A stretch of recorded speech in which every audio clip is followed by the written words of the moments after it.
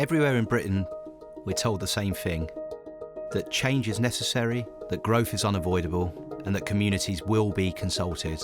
We didn't have any notification whatsoever Yeah. to tell us that, this was going ahead and it would be this big. But when people talk about consultation, they're not talking about plans on paper.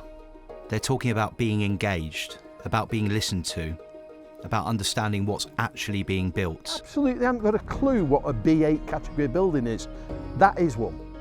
Because when the language becomes technical and the decisions feel remote, the process stops feeling democratic.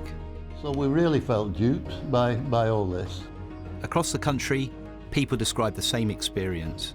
Plans that change, proposals that grow, and a sense that the real decisions happen somewhere else. That doesn't have balance to the community. Consultation in theory is meant to create a balance between development and disruption, between national ambition and local life. The thing with that consultation, it's just bare minimum. Isn't it? But when consultation constitutes the bare minimum requirement, trust becomes the first casualty. The financial impact, the mental impact, all of that, they've caused a lot of upset for a lot of people, and for what? Just to make more money. This is the consultation gap, the space between being informed and being heard. And in Wigan, that gap now stands 60 feet high. I'm Oliver Deeds. I work in community engagement, the business of listening, explaining, and helping people shape the places they live in. In this series, I'm travelling across the country to places where that process has broken down. Not to take sides, not to point fingers, but to ask a simple question. When communities resist change, is it because they hate development or because they were never truly heard?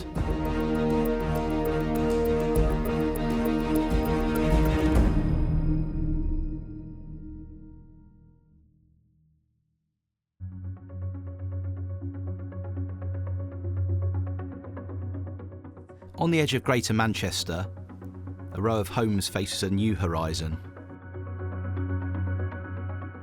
We are going off to Astley to go and have a look at this rather contentious development that's taking place in the area, which has been all over the news. I think we're trying to find out from the local people what went wrong in terms of the engagement, because on the one hand, you've got residents who are saying that they weren't consulted and that this building's been put up, or these buildings have been put up, and they've got no knowledge of these buildings before they've gone up. And then you've got a developer that says that they did a consultation beforehand, and you've got a local authority that said it did a consultation beforehand. So we're going to try and find out what went wrong and whether anything could have been done to stop the outrage that we've seen on the TV. The first thing that you notice when you arrive isn't the warehouses, it's the school. You can actually hear the kids out in the playground, so. A primary school sits metres from the site, and towering behind it, a development that residents say they never fully understood was coming.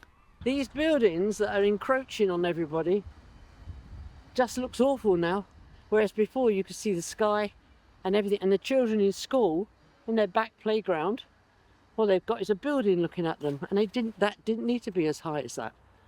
I can't understand why it is as high as that, and I can't understand why the council have allowed it. And people I know who live up in the estates, and stories from everyone, it feels like it's in their back garden.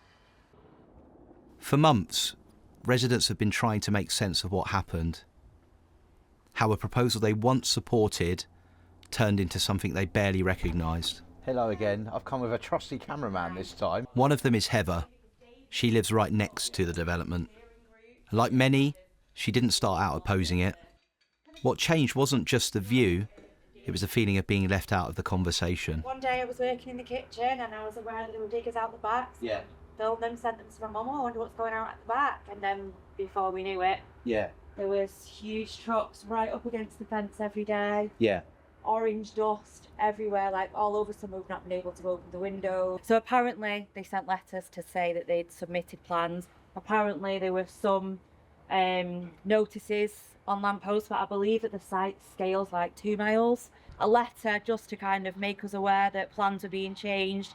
A letter to make us aware that plans had been changed. A letter to make us aware that building was going to start, that was going to have such a huge impact to everybody's kind of day-to-day life. Would have been nice. If that process had happened and people had received the letters and had that opportunity, do you think it would have, obviously people don't like what's going on anyway, but that would have sort of dampened down some of the criticism potentially? Yeah, potentially. And I think the number of people in the community that have got behind it, Yeah. If we'd have got the same reaction at that point, then we may have stood a chance. There's some other kind of campaign going on at the moment, some greenbelt land nearby, that the council have agreed to put a hold on within, I think, the last 24 hours. I've been following that on Facebook because of the sheer support from the community. So if we'd have got that kind of support, Yeah. could we have maybe limited how big they were going to be, or had some kind of say in that? Like, these are so dangerously close. I'm so scared that if one of these went up in flames, like how fast would that spread? That's my main concern. I've got 2 small children. Yeah. So the people up top don't care about the people that are living in the community. These councillors and planning people who have approved all of this, who say that they're for the people, other than the one who, is it James Fish? He objected it, he'd done his homework. He's the only person who actually cares about the community. The rest of them don't care about what this is doing to people's everyday lives. Not everyone on the council agreed with what happened here. When the application was put to the planning committee, only one councillor voted against it. James Fish was that councillor. We're looking at about what went wrong in the consultation and the engagement, and like how to improve that moving The forward. thing with that consultation, it's just bare minimum, innit? It's literally bare minimum. It's like, legally they've done everything they needed to do, but sometimes you just need to... And is this the developer or is this the council? So the problem you've got is the council won't lead the consultation, because at the end of the day they're the body that's going to sanction it. It's up to the developer. But that's where you need your council to come in and basically say, look, you need to do more. Yeah. Because it's just not good enough. And do you think in this case, if they'd done more consultation, if they'd done more engagement with the community, they could have potentially like minimised some of the problems that they've had now in terms of the campaign? I don't think anyone's been annoyed at the smaller units. It's the bigger ones where the planning officer should have turned around and said, look, why do you need them so high? Let's reduce them. Because you've got north from Mosley Common, they're building 1,050 houses. Peel did an in-person consultation, boards up of the plans. But the planning officer didn't request that. Peel did that themselves. So why didn't PLP do that with this? At the centre of this development is a logistics company called PLP. PLP specialises in large-scale industrial and logistics sites, the kinds of buildings designed for national supply chains, not neighbourhood streets. While the infrastructure, transport and real estate investor Peel Group retains a minority investment in the business, PLP operates as a standalone company. Peel Group's subsidiary Peel Waters sold the land to PLP, and it said it was not involved with the planning application or current proposals for this site. In other words, responsibility for what is happening sits squarely with PLP. And yet, after months of public concern and mounting anger from residents, PLP has remained largely quiet about the project.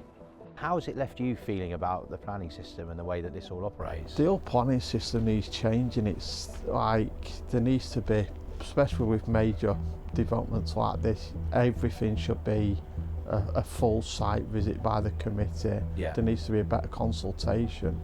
But it needs the planning officers to ask more questions of developers. Because once your planning application's been validated, you've not really got much scope then for go back to the developer and say, oh well, we think this needs changing or that needs changing. What's been the impact on the residents here? Because you're obviously speaking to them, really regularly. You've got for sale signs going up. You've got residents remortgaging the property. This should be a family home, and you constantly got workmen in the background. Have you seen this, Lawrence? This is unbelievable. From this side. The thing is, whichever side you look at it, there's nothing nice to look at, because if you look at it from this side, you've obviously got quite open here. If you look at it from the other side, you've got massive diggers going up on the bunds. One of the things when we were talking to residents was They were saying that some planting was supposed to go in here, but it might not go in here, but that perhaps would help soften it slightly. Yeah, well, as you can see, they've put the bases ready to support the trees and stuff, but they're going to take 50 years to grow. Yeah. Oh, there he is. Just in time. This is Craig Davis of the Astley Warehouses Action Group. Yeah, But- I've just had a sausage roll. Definitely in Wigan now. Right. We actually do a lot of consultation for developers, Yeah. but we sort of like we pride ourselves on doing best practice. When we see something like this, and you see the outrage of people locally, Yeah. I'm just like, something's gone wrong here. Do you think that if they'd done more prior to the application going in and given it residents a bit more of an opportunity to feedback, you know, there could have actually been a better outcome for this particular site? Even though barely any people knew about it, the ones who did put in really good objections. Yeah. So there was 50,000 words of objections that went in from the people who did know about it. And they weren't just saying, oh, I don't like the look of it. Yeah. They were genuinely saying the impact on traffic, impact on environment, impact on flooding, impact on noise, light, all of these things that are genuine, real reasons why you could prevent a property from being developed. But those were all kind of just put into bullet points by the officer, and they weren't really considered by the planning committee. Well, one planning committee member did. He stood next to me there, James, who rejected it, but the others didn't seem to. So I think look, noise and pressure might have stopped it beforehand, but I feel like the objections that we put in were really good ones, and they should have been listened to, and they weren't, from my view. And just lastly, what would be your message to developers that are bringing forward planning applications of any type? Like, what lessons should they be learning from what's happened here? I mean, that's a tough one, because obviously they've got their jobs to do. My message is more to the councils that they need to be the wall between it, really. They need to be kind of knowing when to approve and when not to approve, and not just let everything in because there is an overarching plan by central government to create jobs and build houses. They need to kind of take it still on a case-by-case basis. It feels like this one's almost just thought, oh, it's going to create jobs. We don't know how many more jobs this building has created to one that was going to be half the size, to be honest with you. And yeah, it's almost just been approved I think for that reason. There's a kind of a bigger central thought process to approving this rather than treating the community as they should have been treated.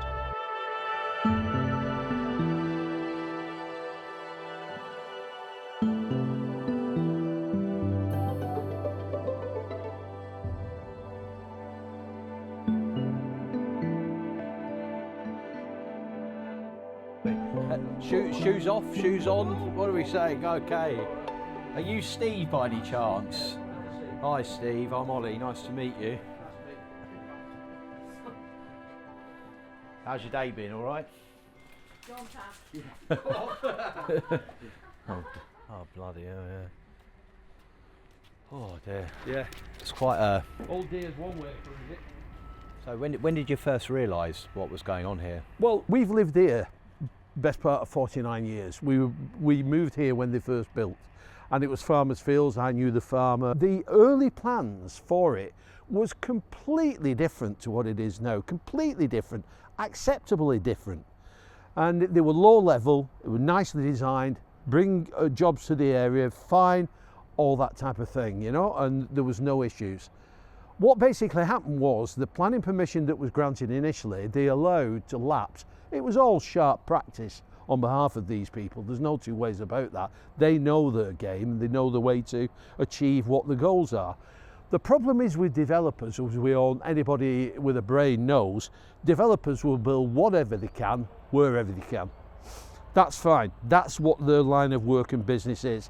It's up to people and bodies like your planning departments to be mature and sensible and intelligent about it and say, no, you can't. You know, they are the gatekeepers. They keep them within reasonableness. That is not reasonable. That is not reasonable in anybody's book. The sting in the tail is to then give that and the other buildings a 24/7 operating license. You're never going to be able to get to sleep. It's absolutely absurd. Absolutely absurd. John Peters founded the Residents Action Group. What began as confusion over a development became a campaign driven by fears about property values and the toll this fight was taking on people's mental health. One of the most emotional stories was from Phil, how he'd had to remortgage his house because he was on a shared ownership thing. So he had to buy out Wigan to put his house up for sale, and how then he found that his house was not sellable. You know, the bottom had dropped out, the price of his house, and he was now in financial crisis, and he was suffering severe mental health issues. There has to be a change whereby the planning officer's recommendation is scrutinised, because I don't believe they are that clued. The planning officer made no recommendations to the planners, the architects of this, for any modifications or anything. They accepted it, and so passed on that acceptance to the councillors, who need better training, who need longer time, and it's hard to say this, but probably need some aspect of consultation, planning, some kind of specialist knowledge that they can bring to the table. Even if it's a councillor, there could be sort of nominees as well, people with expertise from the community. Do you know what I mean? So because we're all entitled to a say, we're all ratepayers, we're all voters, so we should have a better say in that process. And I just want the level of decision making rising, rather than kept at this quite a poor level. Yeah. For John, this was never just about warehouses. It was about accountability and who ultimately carries the consequences when decisions are badly made. By December 2025, the dispute had moved beyond consultation. Councillor James Fish formally requested an immediate stop notice on the development, citing flooding to nearby homes and a public right-of-way. He warned that further properties had already been affected, and he pressed the council to act within its own enforcement timescales or face formal complaint. Yeah, so tell us about the stop notice protest and what happened last week. Yeah, so attended the Wigan Town Hall with a number of residents to issue some documentation relating to a stop notice. Council obviously didn't make anyone available, but the residents have basically said, look, you've got like 3 days to respond. They've since then come back, I believe yesterday or the day before, and said they'll be responding within the next sort of couple of days, so I'm guessing probably around about Friday. Yeah, because they're not stopped by the looks of things and what we can hear. No, and I think some of the information within the documents, and even like now, some of the information that's coming out, like you've had documents that's been submitted after the planning decision was made. You've got documents that probably should have been submitted that wasn't submitted. You've then got issues with like noise pollution, dust. You've got construction starting before the allocated hours. Yeah. So hopefully they issue the stop notice, but the problem you've got is the council could potentially come back and say, well look, we're dealing with these issues, we're not going to issue a stop notice, and then where do you go from there? Later that afternoon, a message came through from James. Yeah, thanks James, yeah, thanks for all your help, yeah, see you soon, cheers. What was that? They didn't get their stop notice, they've just been told by the council that that's not happening, so they're obviously quite disappointed by that, so I think it's the next step in their fight, I think. The campaign group's quite resilient from what I can gather, the community's really come together, so I suspect they're going to pursue every means that they can to either stop this or get it shrunk down or whatever they can do, but the reality is it's going to be quite difficult because they've got a planning permission and they're implementing a planning permission, they're just getting on with the work, so communities have sort of very little power in this situation, so I suspect things will just continue. The warehouses will rise, the planning permission stands, the stop notice has been refused, and for the families living in their shadow, life carries on, with questions still unanswered. This is the consultation gap in action. Not just a disagreement about buildings, but a breakdown in trust. Because when people feel decisions are made around them rather than with them, opposition isn't irrational, it's predictable. The question isn't whether Britain needs development, it's whether we're prepared to involve communities early enough, honestly enough, to carry them with us, or whether resistance is simply the cost we've decided to accept.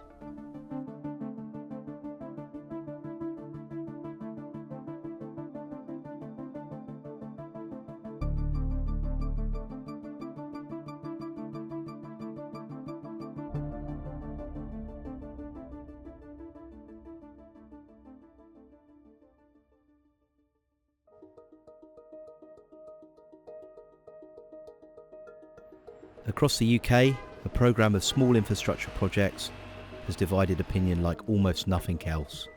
Low traffic neighbourhoods. They're just trying to close the roads off, restrict parking so they can have more traffic enforcement officers to gain more money for their coffers. For drivers, they feel like punishment. They're just ridiculous. They stop all the shortcuts that you would normally be taking. The traffic going up, not going down. For others, that's exactly the point. Pedestrian and cyclists, it's great. I think they're really good, especially with like having kids. It'd be nice if there wasn't cars driving all over the residential roads. The intention was cleaner air, safer streets, less through traffic. But good intentions don't build consent. I'm all for like parking, I drive every day, but now it's ridiculous around London, isn't it? I think it's bad because it's hard for us to get our deliveries out. I suppose maybe it needs a lot more thinking about the routes that people take. Next time on Grounds for Resistance, when a bollard becomes a battle line and the street becomes a courtroom.